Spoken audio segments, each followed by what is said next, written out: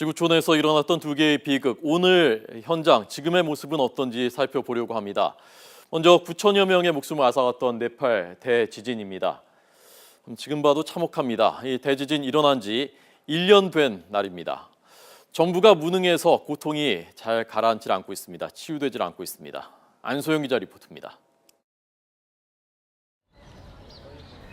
유네스코 세계문화유산에 등재된 다라하라 타워. 형체를 잃은 처참한 모습으로 방치돼 있습니다. 한 차례 전쟁을 치른 듯한 인근 마을은 무너진 건물 잔해 더미로 덮여 있습니다. 널판지에 철판을 엮어 만든 텐트촌 사람들은 웃음을 잃은 지 오래입니다. 규모 7.8의 대지진이 일어난 지 1년이 지났지만 네팔 곳곳은 여전히 그날의 참사 현장 그대로입니다. It brings me actually tears because I don't like to remember in a practical way, but it was a very terrible for us. 이재민 400만 명은 여전히 텐트에서 하루하루를 버티고 있고 피난민 대부분은 정부가 약속한 지원금도 받지 못했습니다. 상당수 이재민들이 여전히 식수 부족과 정전 등에 시달리고 있습니다. 정파간 알력과 만연한 관료주의로 복구와 재건 작업이 제자리 걸음을 하자 국민의 분노는 극에 달했습니다. 대지진 참사 1주기를 맞는 네팔 도시 곳곳에서 반정부 시위가 열렸습니다. सरकारले एक वर्ष भयो तपाईको केही ठोस जुन यो भूकम्प सर्भाइभरहरूलाई गर्न नसकेकोले 세계 최고봉인 에베레스트 산까지 뒤흔든 네팔 강진은 9천 명 넘는 목숨을 빼앗고 건물 100만 채와 세계 문화유산을 하루아침에 무너뜨렸습니다.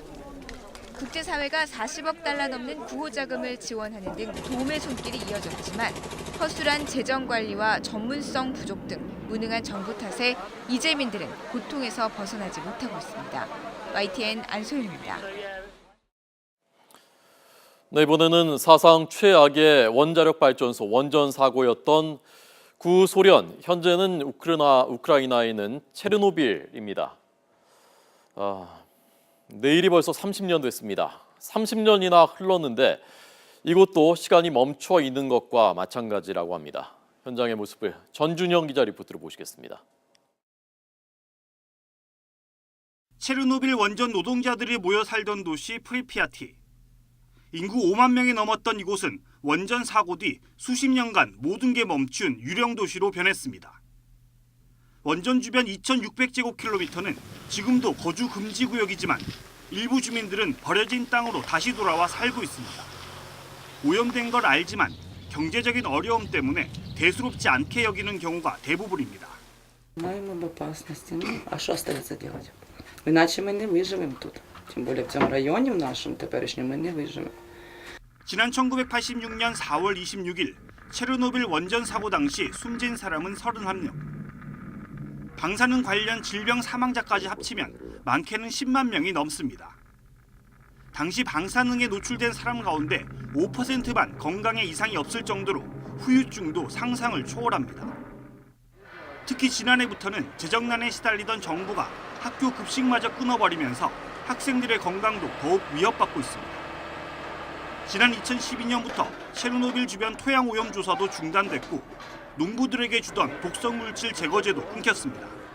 К населению, которое страдает на этих территориях, к тому, что они еще страдают от радиационного воздействия, они еще и голодают. И, естественно, по этой причине увеличивают радиационную нагрузку, потребляя продукты, содержащие радиоактивные.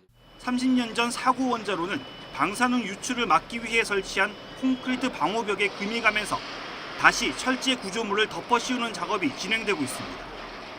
공사비는 20억 유로, 우리 돈 2조 5,700억 원에 달합니다. 30년째 체르노빌의 후유증에 시달리고 있는 우크라이나는 여전히 전력의 절반 가까이를 원전에 의존하고 있습니다. YTN 전준영입니다.